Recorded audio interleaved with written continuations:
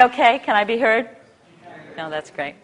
Well, I was told by Les and Jessica in the car that this was very much a family gathering, and I can hear that in your voices. They're very joyful. Is there something? Can you hear me? What?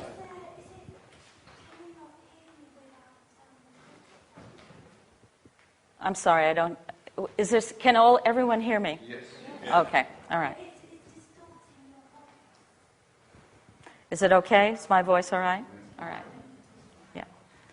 So I'd like to talk about transpersonal psychology and particularly about the research methods that I have been working with over time.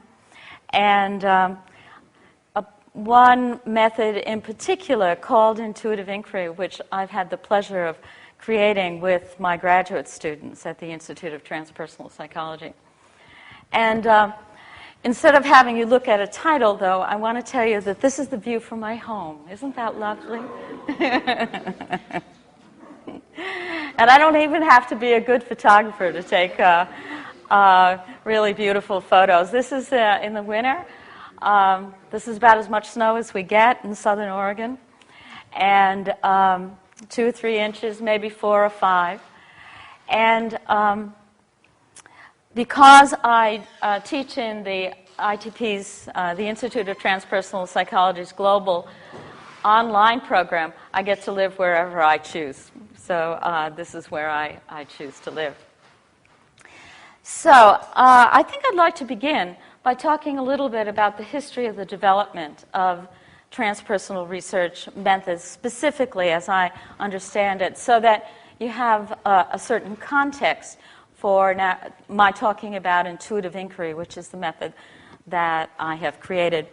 When William Broad and I came to the Institute of Transpersonal in 1992, we came together the same, well, we didn't come together, we met there, that sounds, and we both have separate partners, it sounds like we're married, but no, we're not. But in some ways we are, in a certain kind of way, because we've worked together for so many years, 17 years now, taught so many classes together, collaborated on so many projects, that we can finish each other's sentences, like an old married couple. It's really kind of funny. So he's a wonderful colleague, and when we met in 1992 at the Institute of Transpersonal Psychology, we very much formed a bond, and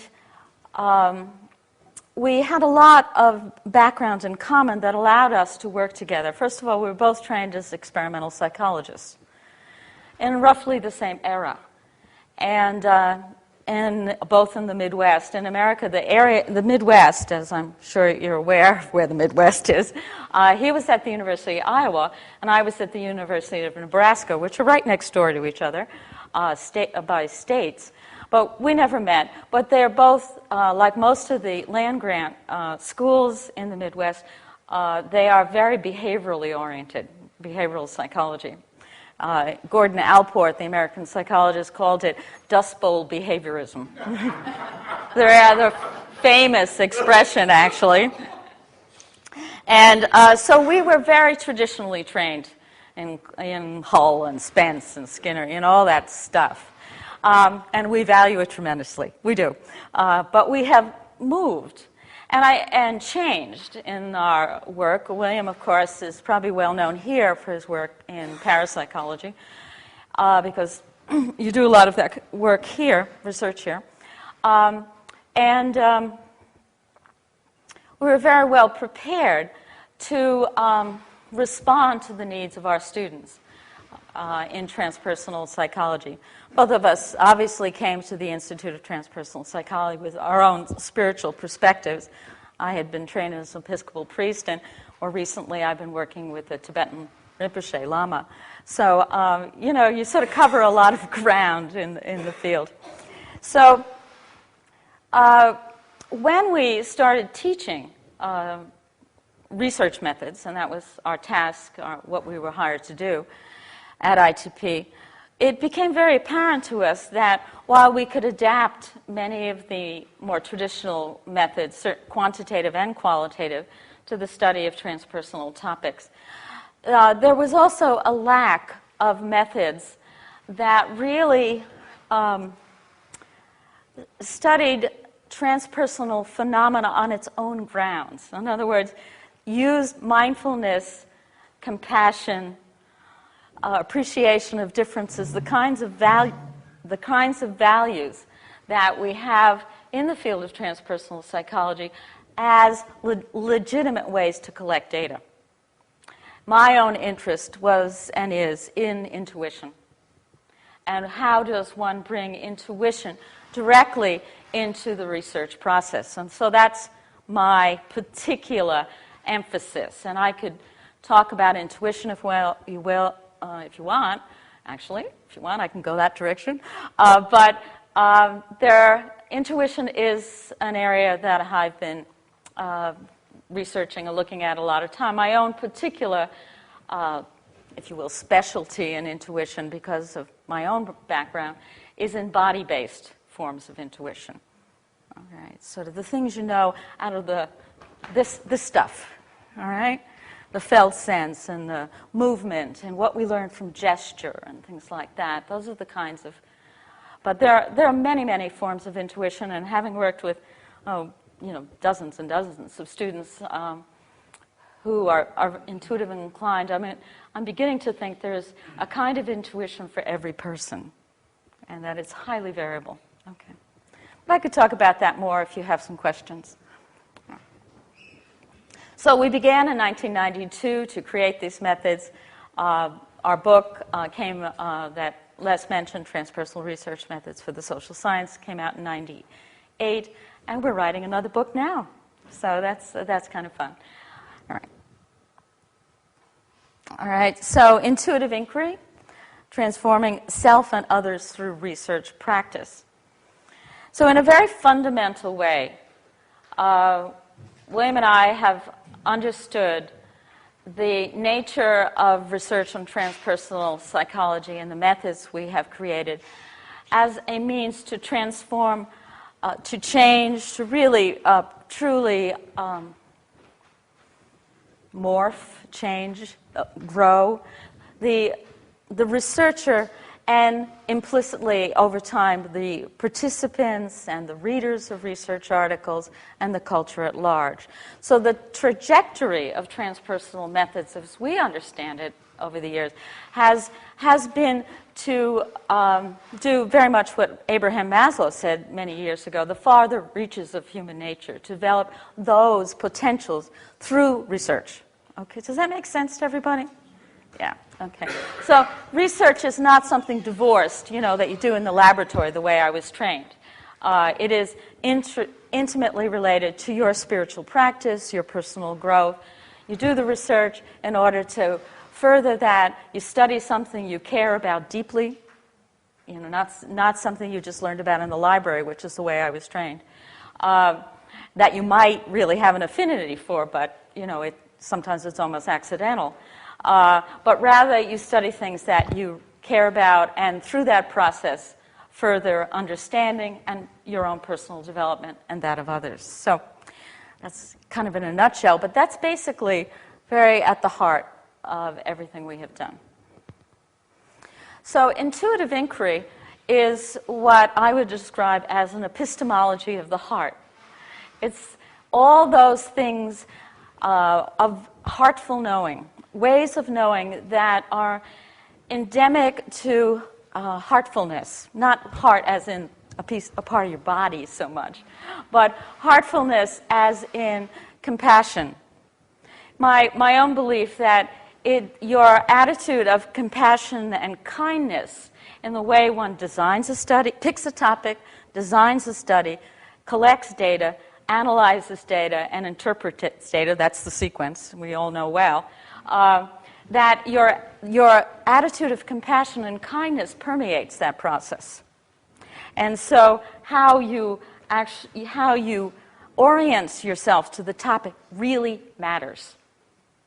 And if you've been trained, in another way, you know that you often feel very distant from the topic. I was trained in that way. You can feel somewhat distant from it, and my own feeling is that that influences the way you understand the phenomena itself. But kindness really matters, or compassion really matters at the very heart. So, compassionate ways of knowing.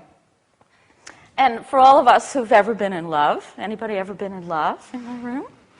That when you love someone or something or a topic, in a sense, you get to know that topic or person very well.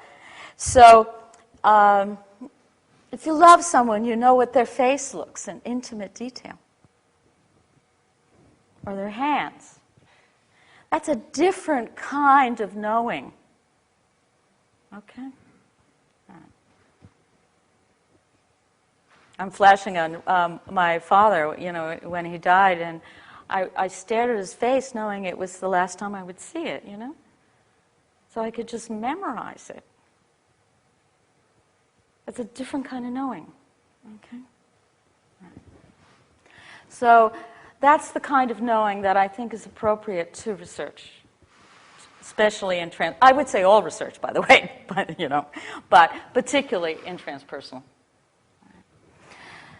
So another characteristic is up there on the top. It's the imagination. Imagination is very involved in intuitive inquiry and all the methods and procedures we've created at ITP. And transformation of the researcher, him or herself. Research is understood as a personal growth process, which then furthers one's own personal growth, but also is then intended through a kind of intention to help others in that journey as well. So it obviously has a highly transpersonal and holistic perspective, which I'm sure you can see in all the vocabulary I'm using. Very briefly, the origin, overview of intuitive inquiry. The hermeneutical structure, it's what I call the 5 cycles is a hermeneutic. It's a soft structure or sacred container to the intuitive process. And I'm going to talk about that in some depth.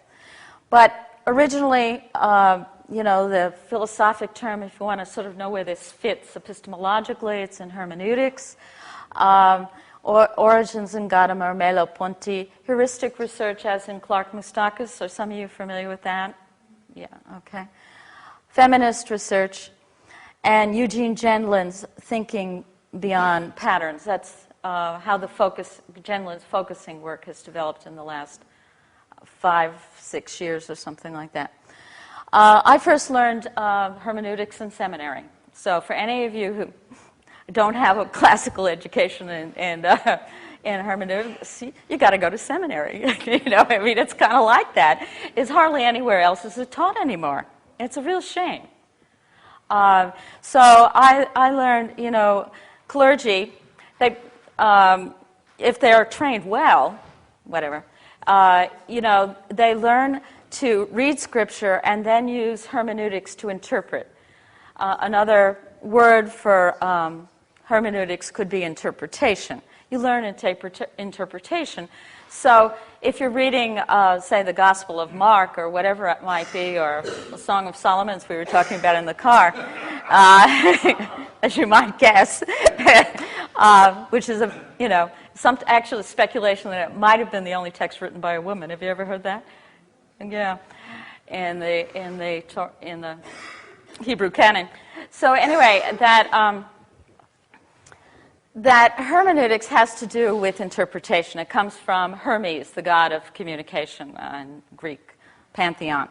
So it has to do with how you interpret. So if you're reading the Gospel of Mark, you have a passage, you need to preach on it on Sunday, you read it, at least a week before if you're lucky and not the night before, and you intensely study that particular passage and all that went into what scholars know about the time period that it was spoken, whether it was edited, what it was actually said by Jesus, what do they think about this and that, and all that sort of stuff. And when you have all that knowledge, then what you do is you interpret it for your congregation as best you can.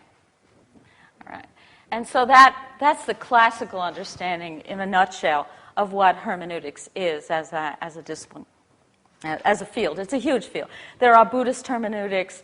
There's Buddhist, Jewish midrash, not Buddhist midrash. There's hermeneutics in every religious tradition of which I am aware. That is written down. I mean, anything that has text associated with it. Here we go. Okay. Well, I think that's about. I mean, I can come back to some of that. In my mind, some people don't go this far, but in my mind, the point of intuitive inquiry is to break set with established theory. I often suggest people don't use intuitive inquiry, by the way, that there are other methods. I'm not in any way competitive. I really believe in the pluralism of research methods. Truly believe. I think it's great that the method you choose should match your topic. You know, you should choose a method that really works for your topic and your person, for that matter. But in my mind, intuitive inquiry often works very well to break set with established theory and scholarship. That you are inviting deliberately, with intention and passion. Passion is one of the other feminine qualities of intuitive inquiry. That you are inviting intuition into the process, which inevitably has this kind of irascible quality, intuition, you know? It just tends to break set a little bit. And I kind of like that, frankly. So there we have it. And implicit trajectories in the data projecting into the future. That was what I was speaking about before, that implicit in all the transpersonal methods, really, is to develop the further natures of human nature. What are we moving toward? How can we solve the problems that are a part of our global community in 2008? Okay. So there are 5 cycles, and I'm now going to review those 5 cycles so you know a little bit about the structure of the method. So it's an inductive method. Therefore, cycle 1 is at the bottom, if you will, and you build knowledge, theoretical knowledge. And so in that sense, for those of you who know about qualitative methods, it's akin or aligned to grounded theory in this way, that you're building towards a knowledge base, grounded in the data. Grounded theory is grounded in the data. Intuitive inquiry has that same kind of quality. You're building knowledge. So the first task in intuitive inquiry is cycle 1. And in cycle 1, what you're doing is clarifying the topic. In other words, what is the topic? Very simply stated. How many people have ever had problems clarifying what your topic really is? Everybody should be raising your hand. I mean, there's nobody who doesn't have that problem at some point. What? All the time. Well, good for you. I mean, you must be a very good student because that's precisely the case. That to understand, you kind of circle around your topic until you finally kind of get there, and that's good. So what I have done, because my students have had so much trouble with this, I've created some practical ways to deal with this. So I'll just give you kind of the way it goes. Somebody will come into my office and say, Rosemarie, I know I'm supposed to have a dissertation topic, but I have no idea what I'm going to do. All right, that's kind of happens all the time. And I say, okay, this sounds familiar, huh? And or a thesis topic or whatever it is, and so I say, okay, what are you dreaming about? That's my response. Yeah. Or what's really puzzling you right now? Or what are the images that keep on coming up in your imagination that you can't get rid of? Or what are you journaling about? Talk to me about that. Are you keeping a journal? Well, if you're not, I suggest that you do. And your journal could be drawings, paintings, a lot of things. Some people come into my office and they know right off the top what they want to study, and they actually do that. Some people come in and know exactly what they want, and they change their mind radically, several times. But the point of if they use intuitive inquiry is a process and I'm going to go through that. But I'd like to overview the 5 cycles quickly first. Yeah. Do you always have to have a research question? Well, you have to have a topic, like something. You could start very big, but I think if you want to I try to encourage my students to finish. I'm not being facetious. I'm really not being flip. It's that when you pay the kind of money my students pay for tuition, I have an ethical responsibility to get them focused. So I think if they had endless amounts of time and and energy, I might have a different attitude about that. So you're saying yes? Yeah. And it could be, I want to study the experience. That's often the way qualitative studies are. I want to study, this is how if I were in a teaching mode, I'd say, frame your research topic like this. I want to study the experience of fill in the blank.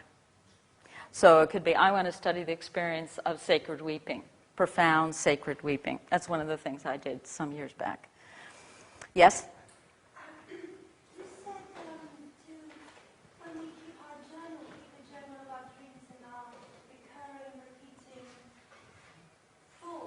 Right. And I'm thinking, that isn't it like this is just just came to me. I don't know if it makes any sense, but I don't know enough about psychology. But isn't it our problems with repeat? Yeah, I can talk about that. I mean, if you have for instance, I'll make a segue, and then I'll come back to that later. Very often, the kinds of things that people study are the kinds of challenges that they have in their life. We were talking about this in the car, actually. Sometimes, the very things my students study best are somehow related to their own traumas in life. Because there is a way, and I think this is more true of transpersonal psychology than other fields, maybe humanistic is like this, that we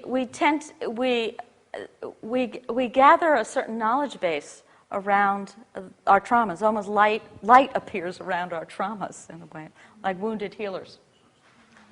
And that would be a nice discussion at when we go back and forth with questions, because I think that I've seen that so often. Not always at all. I'd say maybe, just off the top, I'd say maybe a quarter of the dissertations have that kind of quality. All right. Cycle 2. Cycle 2 would be, after you clarify the topic, cycle 2 has to do with what I call developing your initial or preliminary lenses for understanding the topic. You literally develop a set of statements about your topic.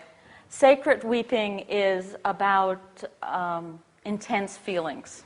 And you develop a whole series of initial lenses, so that when you get to cycle 4, which is after data collection, you will see the difference between where you started and where you ended up. So there's a tracking, which is very important if you're going to do qualitative research, because if you don't articulate in a very clear way, and this is often the most difficult things for students, new researchers especially, to articulate where you are before you collect data, you can never go back to that point. Because after you've collected data, your whole mindset is different. So you have to articulate it before you begin, and so it can be a little messy and vague, your initial lenses, but it's important to articulate where you begin a process. What is your pre-understanding of the topic before you collect data? All right. For those of you who know phenomenology, it's akin to bracketing, but it's not. I don't assume that you are removing your own biases. Okay, I'm actually asked researchers, and this is a hermeneutical bias, that you actually move through your biases and transform them as you move forward. That's hermeneutical. That you are changing. You are changing. The research topic is changing. Your understanding of the topic is changing, and hopefully you'll eventually be done. Some people accuse me of, they come back several years later after doing an intuitive inquiry and they say, Rosemarie, I'm on cycle 44. It's really true because they keep on changing their understanding. And that's just human, that's fine. Okay, so you do a traditional literature review at this point. The way I was trained, you do the literature review first. That's not what I suggest, all right? Then you collect data, and you create data summaries, and I will describe what data summaries are in a little bit. Cycle 4 has to do with interpreting the data collected, and that goes in the discussion section because it's interpretive. And then the final interpretational is going back to the literature review, what you put into the lit review, as in traditional in all discussion sections of all conventional articles, is you go back to the lit review, say how your findings reinterpret or add or subtract, change, morph the understanding in the literature. It's that part. Cycle 5 is very traditional in that sense, okay? All right. Here's just another graph of the same thing. So intuitive inquiry is a little bit like a labyrinth. It is not a maze, as I heard a discussion here before. You are not going endlessly around and nowhere, but you are actually in a pattern that evolves out of your unconscious processes, to use, or intuitive processes. Unconscious would be a more Jungian word, or subliminal would be a perceptual word. But you're really working with your intuitive nature in each one of the 5 cycles. Another image, this was taken by one of my students in Macau. This is bamboo scaffolding. That's a casino. It's about 80 or 90 stories up. Okay. Why bamboo scaffolding? I lived in Asia in the late 70s, in Japan and South Korea, and I saw this bamboo scaffolding, not 80 floors up in that era, but bamboo scaffolding, it looks like matchsticks to me, or toothpicks. But Chinese men just sort of, I think, how is that possible? You're laughing, but, and very limber, obviously. And here's another photo. Just let you know that building has been completed now. Oh, okay.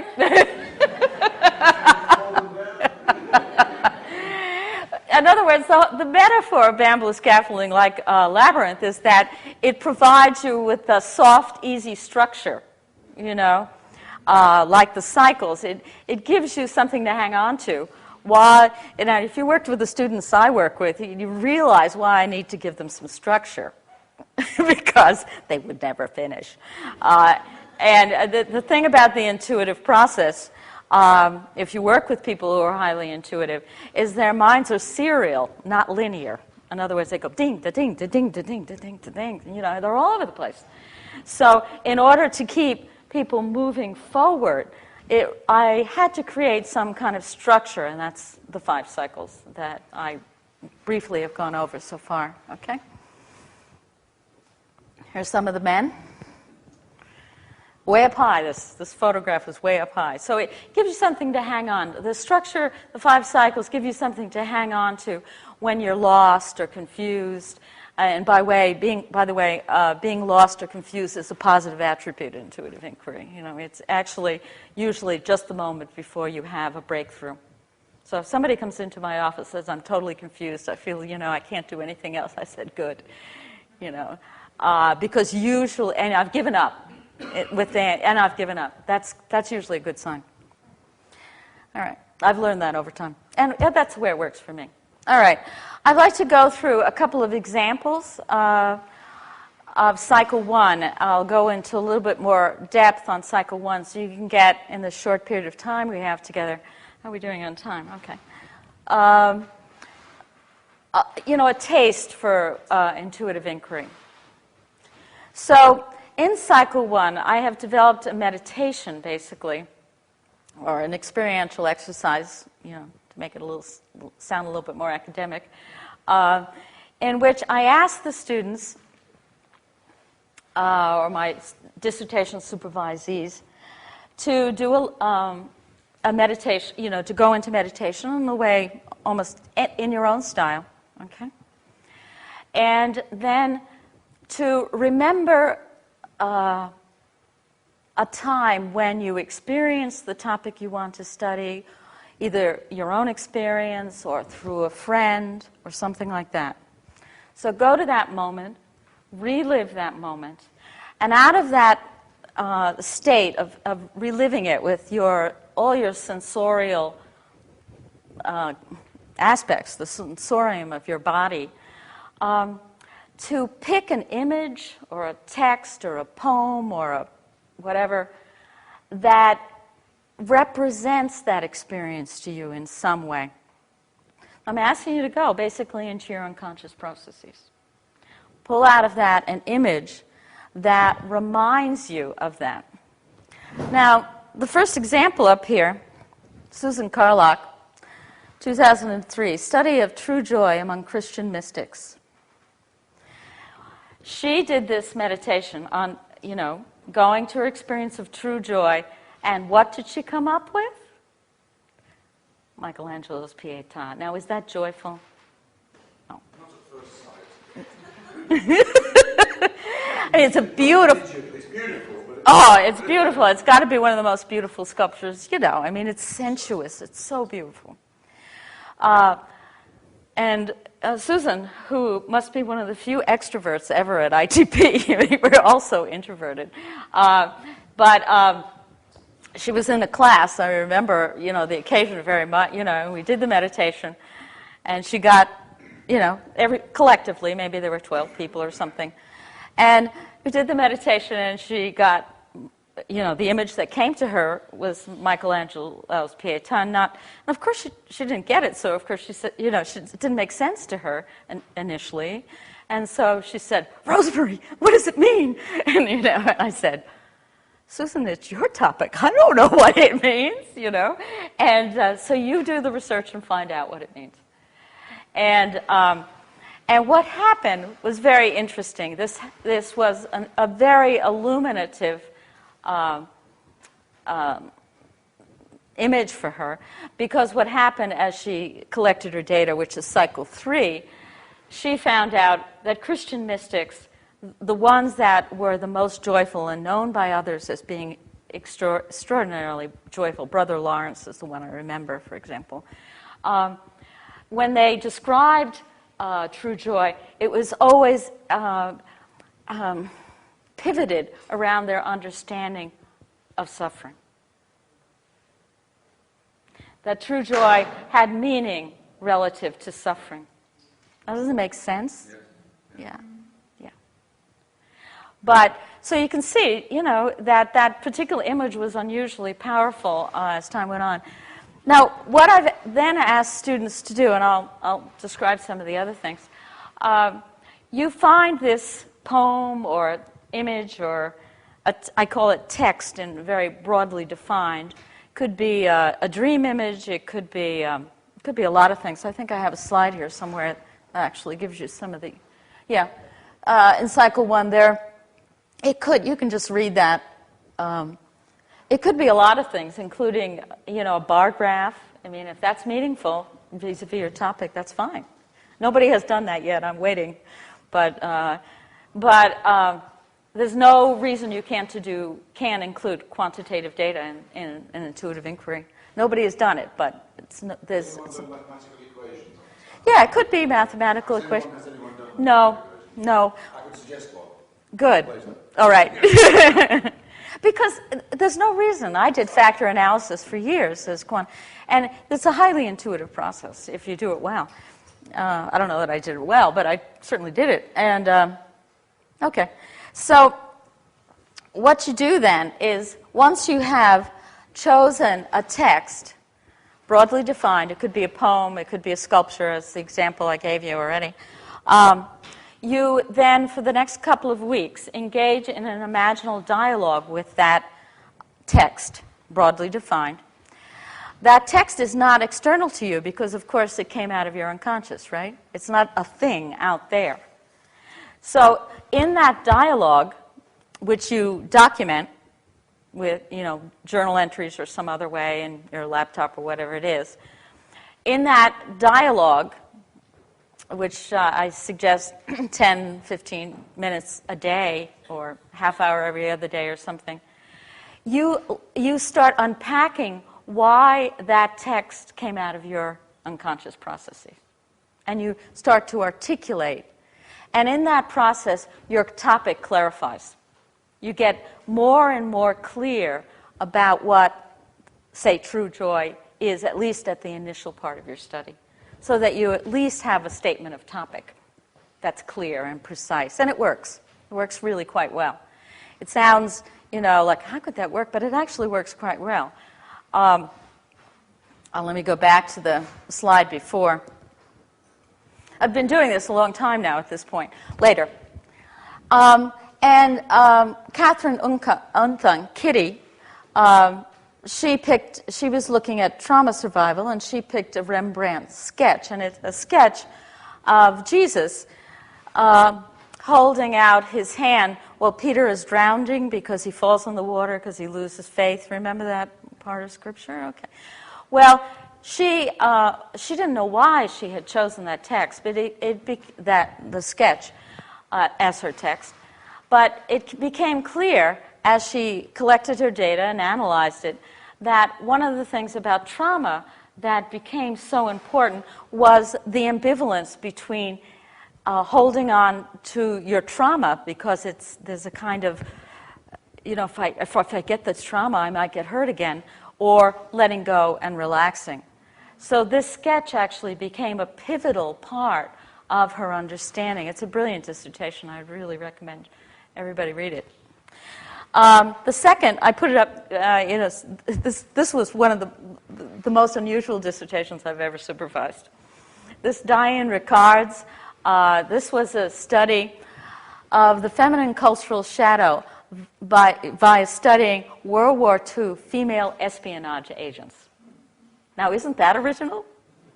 That is a really interesting study. And she really wanted to look at the dark side of transpersonal. And so she picked a top espionage. I mean, who would it think? Oh, that's not a transpersonal topic. But yeah, I can tell you about that study, if we have time, or at lunch or whatever. It's just that she really wanted to look at what allowed these women to be so extraordinary in their time, to do something that was, quote, dark. And who were they and how they got there and that kind of thing. It's a brilliant study. And you probably know that World War II records have been declassified now, 50 years after the war. So she did a fair bit of her research in the British Museum, where a lot of those archives are held. She's Canadian, and my students are in the English-speaking world, all over the world, actually. And so she would travel around, and she found, I've forgotten how, I think it was 11, finally, through various networking procedures, through journalists and museum records and newspaper articles and so on, she was able to find, through trusted friends, gatekeepers, because a lot of these women had never spoken about any of these activities, even to their family, husbands, that was able to find about 11 women now in their 80s and 90s and go and interview them. It's a fascinating study. The book that was her Cycle 1 text to help her clarify the topic was by Brit, Marcus Binney's, on British female agents. And this is a quote from that book. Agents were flown into France during moon periods, 1 week on either side of the full moon, when there was sufficient light for night flying.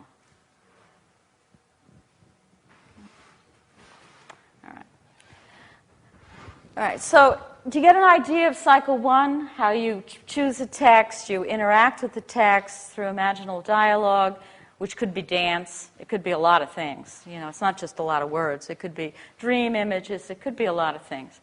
And in that process, you begin to understand the depth of your topic and clarify it and refine it so that you have a kind of full repertoire. It's not a cold topic to you anymore. It's very precise. Well, that's the types of data. And then cycle 2, which I mentioned before, you articulate your preliminary lenses, those things in which you go into the research process knowing before you collect data. So in hermeneutical terms, this would be the forward arc. It's kind of, you might call it an in-breath. Oops. What happened? Oh, no, that's right. These are just some other examples. Cycle 2, you also engage in more imaginal dialogue. Catherine Manos uses Hildegard of Bingen and George O'Keeffe to study female nature artists, and so on and so forth. Okay, so cycle 1 and 2 is the forward arc of the hermeneutical circle. It's when you understand where you begin. It's kind of like an in-breath. And then it's much more introverted in style and reflective and working with your imagination and all that kind of stuff. Cycle 3 is more extroverted.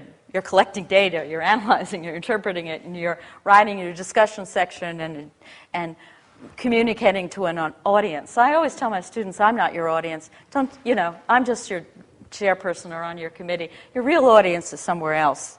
Who are you really talking to? Whose life do you want to touch in some way? So that's the return cycle. So cycles, and there's an error here. It should be cycles 3, 4, and 5 is the return cycle, when you then use the data to return to the beginning and revise your initial lenses, your pre-understanding, as it's called in hermeneutical language. So in cycle 3, you start collecting data. And, I could describe some of these studies, like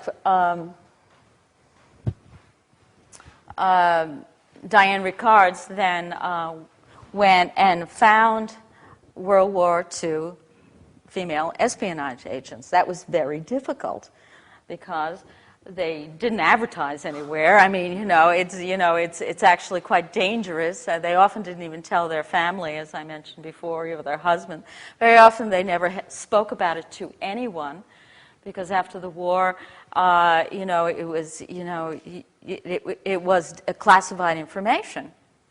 You didn't speak about it. So she had to really find these people, and and they were getting older, and so on and so forth. It was very challenging.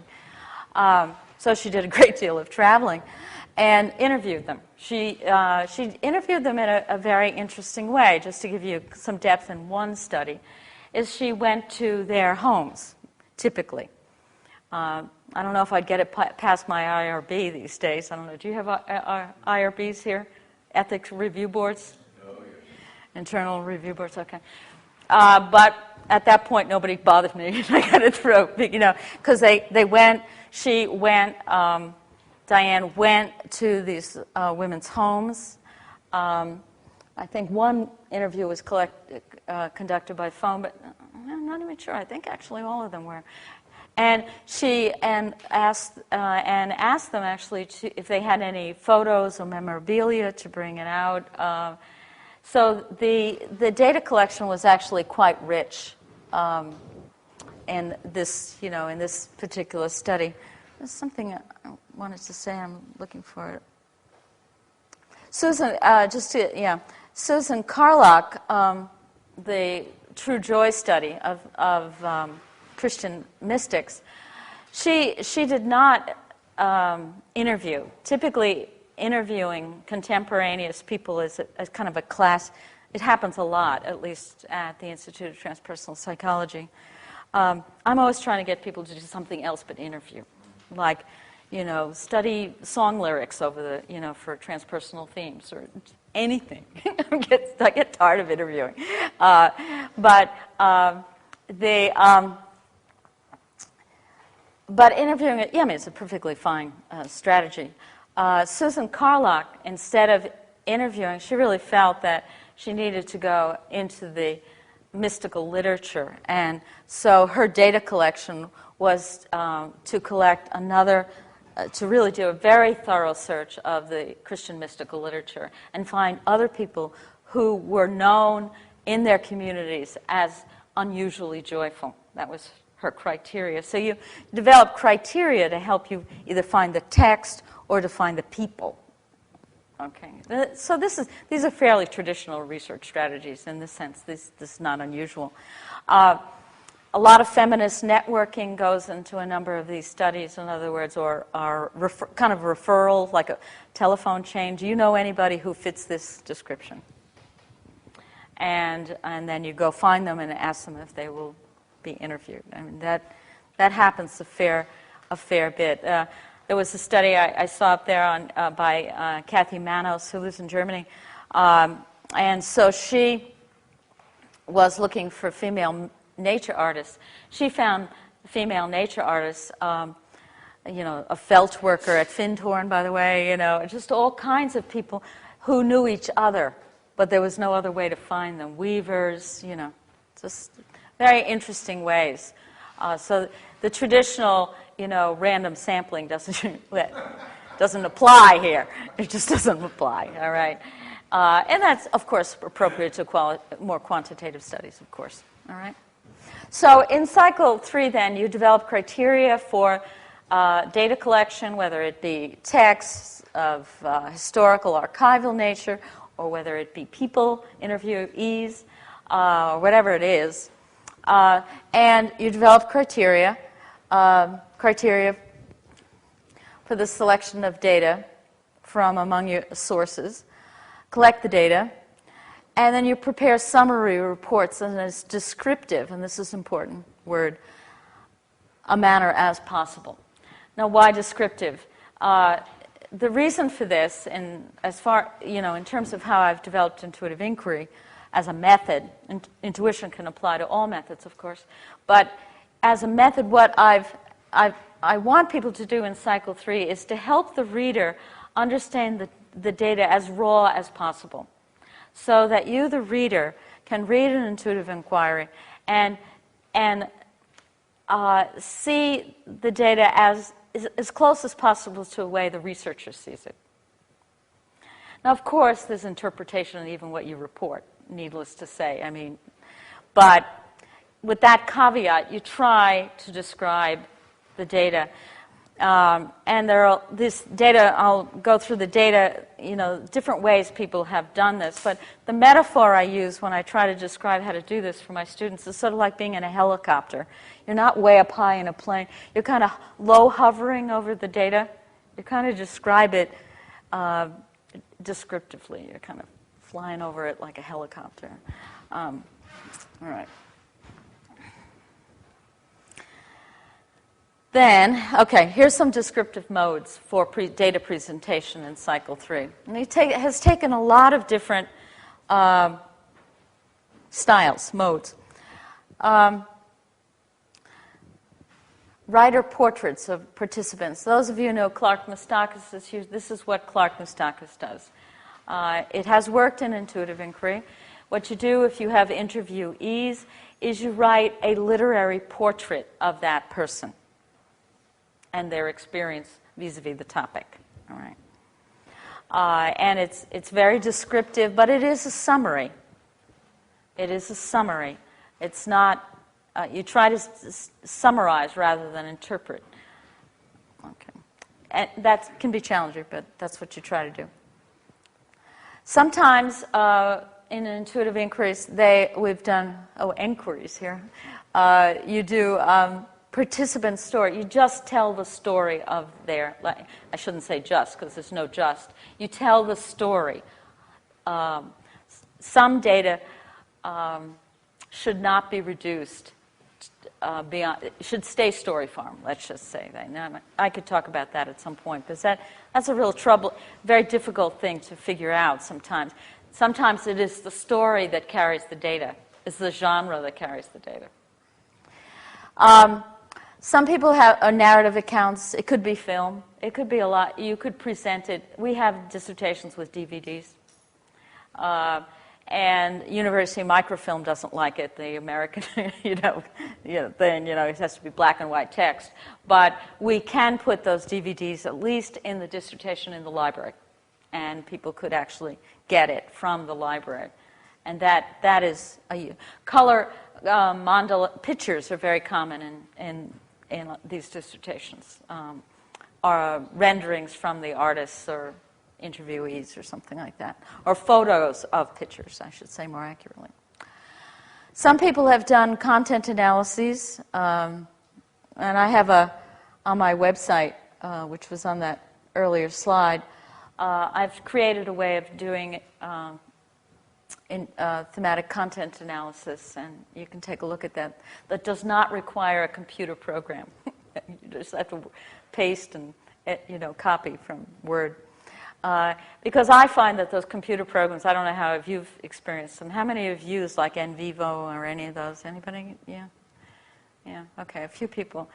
I find they distance me from the data. I have problems with it, but maybe it's just me. A lot of people, I'm not going to go through the whole list, but embodied writing excerpts. Embodied writing is a style of writing that my students and I created about in the middle 90s. And many people have used it.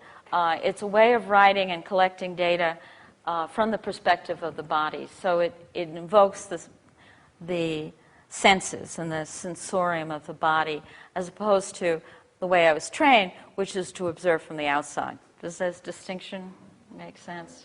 And so it's a hard thing. It takes a lot of practice actually to write in an embodied way. It's very poetic by and large. So there are you could do more mathematical. One person has done that, has done statistical analyses in cycle 3.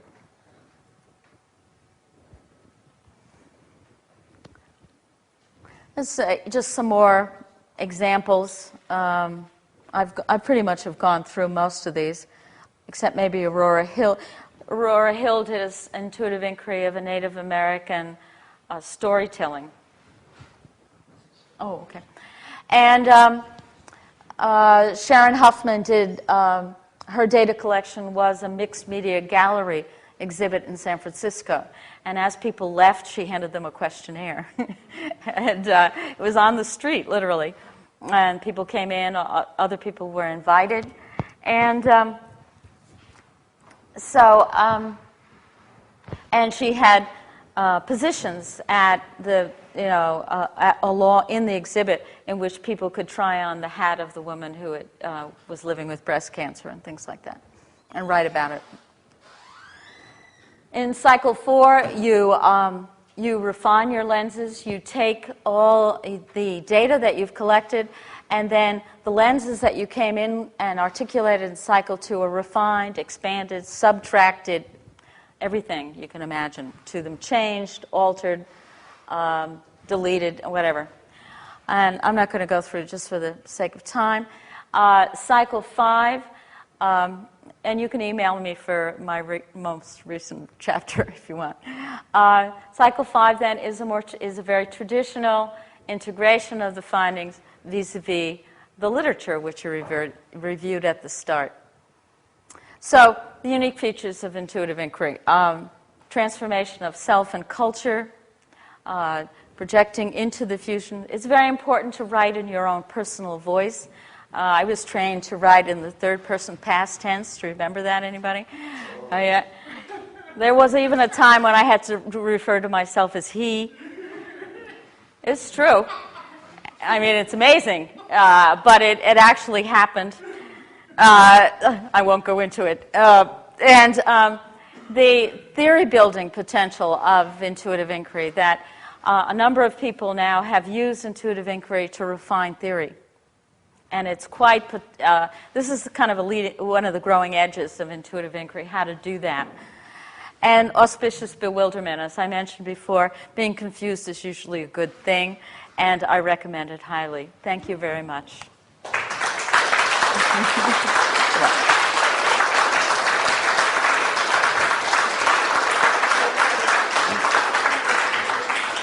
And so my talk is dedicated to my recently deceased 17-year-old cat. Yeah. Yeah. Thank you very much. I'm sure there will be many questions and discussion, and you probably don't need me to point to people. So Oh, no, I can. take it as it comes. Yeah. What's your name? My name is Clive Wood. Hi. Lovely presentation. Thank you. You're welcome. May I ask you a very simple question and a very... What? May I ask you a very simple question? Sure. And then a very difficult one. The very simple question... Uh-oh, I know how this is the hard one. No, there is no secret. It's okay. That sent people out to do interviews. I'm interested to know when the lady finds the names of the World War II espionage agents, what does she say to them to get in? Because there are all sorts of things that you can say. Right. They're played by journalists that say, no, we're doing a piece on. Right. So that's the first, that's the easy question. The second one is actually John Rowan's question, turned around, and it has to do with cycle 44. How do you know when you finish? Yeah, okay. Yeah, those are good questions. So in terms of Diane Ricard's study, she literally did mostly call these women initially, and there were some women that put her off for a year. Well, I'll think about it.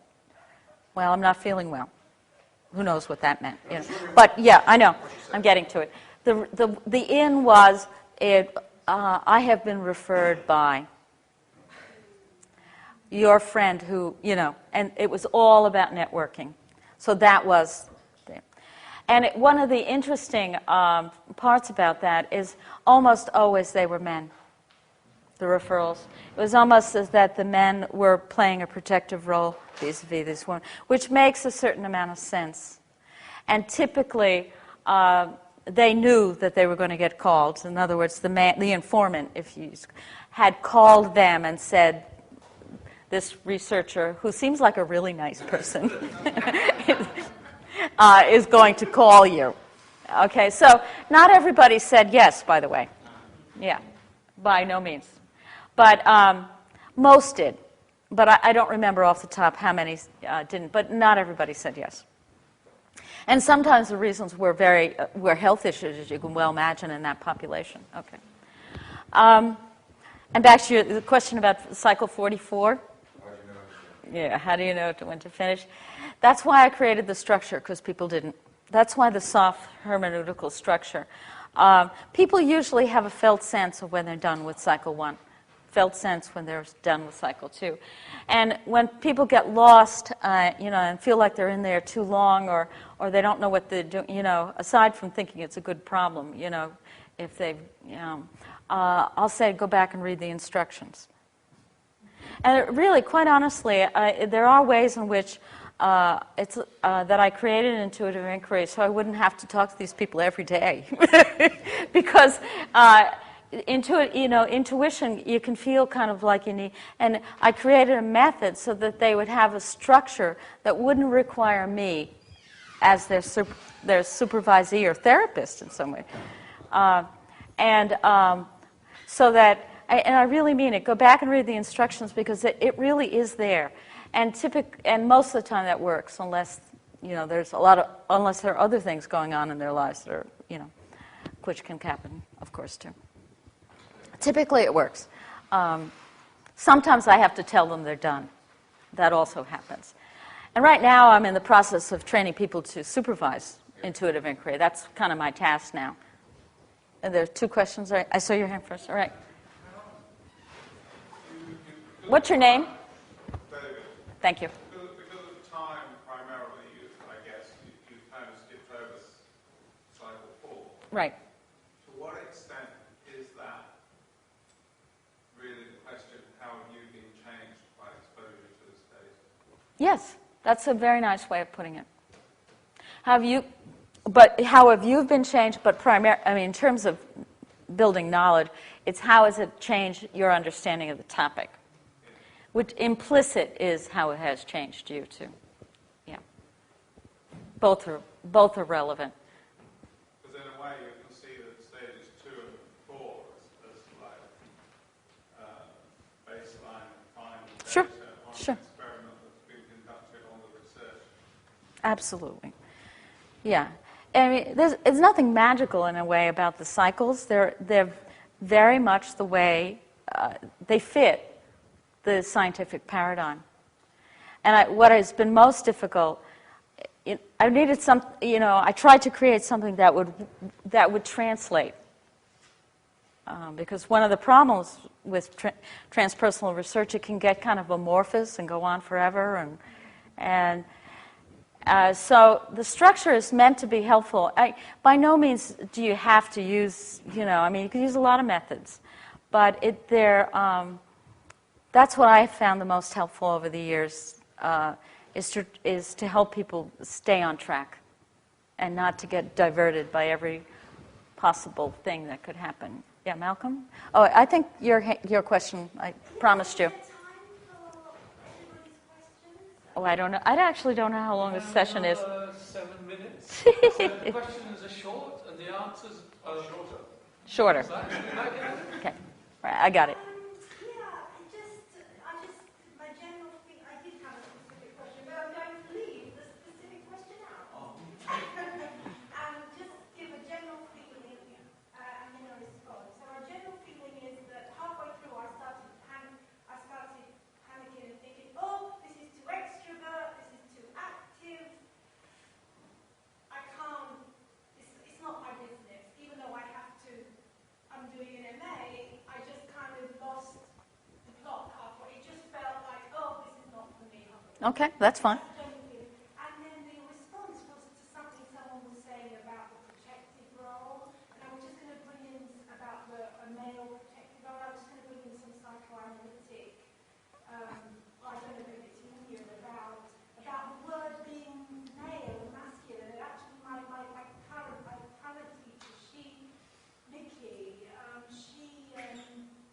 she was telling me a lot of female students, the relationship with the work is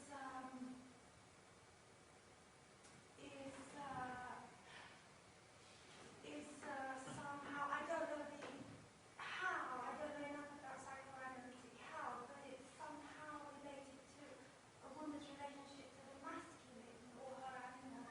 Well, you could look at it that way. I don't know. Yeah, I think we understand. Yeah.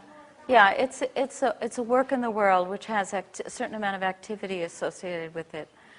And there is an extroversion in parts of intuitive inquiry, but it's a lot less extroverted than a lot of other methods, I should tell you. All right, there's another. Malcolm? I really loved your presentation. Thank you. It's a wonderful contribution to the life and times and reception we do. I'm so glad they suggested inviting you. Oh, I really am. oh, thank you. Heartfelt. Yeah, it was through Les, yeah. But what I was curious about is that I noticed that all the examples of researchers you gave, female. There was one up there that I didn't talk about, Jay, yeah.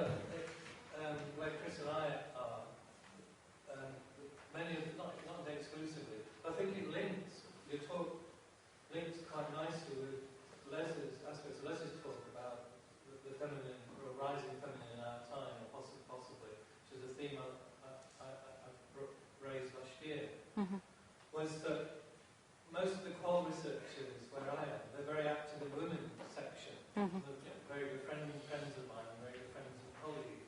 I was wondering, is there a risk of this approach being seen as a more female kind of enterprise? Well, that wouldn't bother me very much, but there's a risk of does it have to be made more accessible to male? oh, yeah. Well, actually, it seems to be turning now. Most of the supervisees I have now in intuitive inquiry are men. So I don't know what that's about. Maybe it needs to have gotten a little bit more legit for the guys to try it. That's my suspicion. Yeah. One or two. Yes. The question of intuition, you call it intuitive inquiry. I mean, my experience is that people at the ordinary level of consciousness, intuition is chancy. It just comes and goes, and it's unreliable. But at a higher level of consciousness, people have more experience of more skillful, level, causal level, those kind of things. It is more ordinary. It's more accessible. That's right. Is that right? Mm-hmm. And also more skillful. They're typically, if you can become more skillful at discerning your intuitions. The difference between intuition and just a projection, what you want to see. I mean, that you've got to work on that, and that takes time and energy and practice and feedback. It takes years, to really get good at it. And most people are better at some kinds of intuition than they are at others. There's a lot of literature showing that science has progressed hugely by intuitive insights like Einstein. If you read any of those biographies, you'll see that Einstein, when he was stuck, went and played the piano, and he would have these insights, and very visual insights typically, but people, so play is an important part of intuition, relaxing, playing, taking time off, going to the beach, going for a walk. Don't you have I have most of my intuitions in the bathtub, frankly, I do. It's just true. So yes, a question, and then maybe we stop? Or? Yeah, so I'm interested in the multiple resonances I'm hearing in the word and method. Okay. In one sense, it's a method of inquiry, Mm-hmm. Inquiring into something out there. Mm-hmm. That's very obvious the way you describe it, that it's really a journey for the individual as well. Mm-hmm. And you use the phrase about looking at the wounds. Mm-hmm. It can be that way, right? It can be. Yeah. And so the question I would ask is, if a person is entering therapy at some kind of a journey, then there's a holding space. Right. And I'm just That's a good question. Yeah. How that pans out for you as a teacher, as the person in the centre responsible for their journey. Right. That's a good question. Thank you for that. Because there is a risk in here, implicit. I have occasionally had a student coming with a topic that I thought was too close to their psychopathology, if you will. We're all neurotic. It's too close. And I've said, I really don't recommend you do that. You try something that's a little bit, where you have a little bit of distance from. So that's one answer. Another answer, out of experience, is that I have occasionally told my students, if you don't have a therapist, you really need one now, because I can't play that role for you as your research supervisor. And in fact, I'm not a clinician, so I can't do it anyway, actually. And it's probably just as well I'm not a clinician. I don't try, because the process can get a little sticky sometimes emotionally. You can imagine. It's not. I've done that 2 or 3 times. You really need to either see a spiritual director if it's a spiritual issue, or a therapist if it's a more psychologically oriented issue. So does that answer your question? Yeah. Okay. Right. So. On that, I think we'll draw to a close, and I know that Ingrid wants to make a little announcement as well. I want to thank you very much. Oh, you're welcome. And, thank you. You're welcome. Actually, since Malcolm mentioned about how this came up, little synchronicity. And I'm just thinking when you were saying about how you choose the topic that you find, I was feeling those synchronicities come in there as well. You know, sometimes the message is coming to you. And the reason you're here today is because you emailed me. That's right. You said, about something, right. Something totally different. And you said, can we meet up? And I said, well, what's the date? And I saw the date you were going to be in this country coincide with that meeting. So that's how it came to be. Right. It was quite... let's give thanks to that. Because I didn't know it. I'm sure I know it. You're welcome.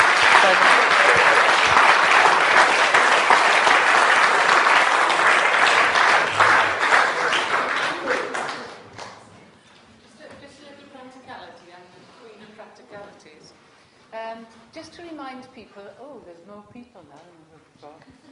Just to remind people that the talks tomorrow have changed, and the first one in the morning will be Fraser Watts, and not David Fontana, and David will be in the evening instead. So that's the first thing.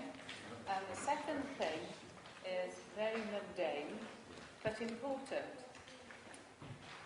If you've been coming for a long time, you'll know the system of the glasses in the evening when you have your drinks. So I've tried all sorts of different things about this. But what happens, everybody has a glass, then they put it down, and then they don't know where they put it, then they have another one, and then they're on to the glasses, and then something. So, once I've even stuck labels on, do you remember? So I've got another system today. So what I've done, taking infinite care, I've done hundreds of little labels, not with your names on, and pens. So what you should do is you take one of these, and then you can either write your name or do a little picture idiosyncratic to yourself or whatever, something you recognise. And then when you put your glass down, you can either put this under your glass or in your glass if it's empty. Make sure it's empty. So that's your way of keeping your glass. Now, for new people who've never been here before, I'll just tell you what happens. It's a bit different from other conferences. When we come out of here, we have this wine reception, which is just across there. Basically, that means we all stand around and drink wine and talk to each other. And then we go into dinner. And then after dinner, those who wish, there's no compunction to this, but most people do it, and you'd miss out if you didn't. We go into the lounge in there, and then see what happens. Now, it's completely spontaneous, even though some people I know have rehearsed all year for the spontaneity. But the kinds of things that may or may not happen, somebody may say a poem, and I know there are at least 2 guitars here, so someone may play, if the mood takes you. Nothing is planned, it's just what happens. Sometimes it develops into games. And the drinks are all free. I mean, you'll never find this anywhere else. You have free drinks all night. And I was thinking about this relaxing and playing. I thought, how apt. Because that's exactly what we'll be doing, is relaxing and playing. So our intuition by tomorrow morning should be forever increased. So anyway, that's what happens. So for new people, don't be sort of phased if somebody suddenly stands up and sings or says a poem. You know, it's all in thing. Now, the other thing I have to tell you, if you're in Cober Hill, which is the main building over there, you may have been given one of these. If you haven't been given one of these, I'm going to tell you a number, and you must write this number down, because if you're locked out, you have to press this number into the door to get in. And I've been locked out in the past. I just wander about and hope somebody else who knows the number comes along. So it's C for Charlie. I've learned that. I've learned the police one. Alpha, Bravo, Charlie. Yeah, Delta. Good. Echo. Oh, anyway, we won't bother. But I can do it. C7462X. I'll repeat that. C7462X.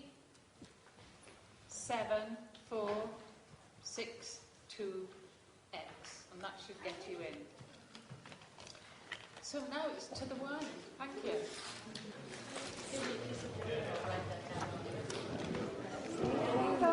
Thank you.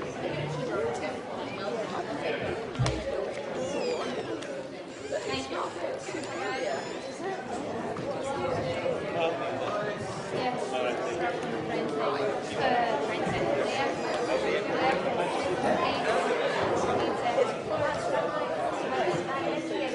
I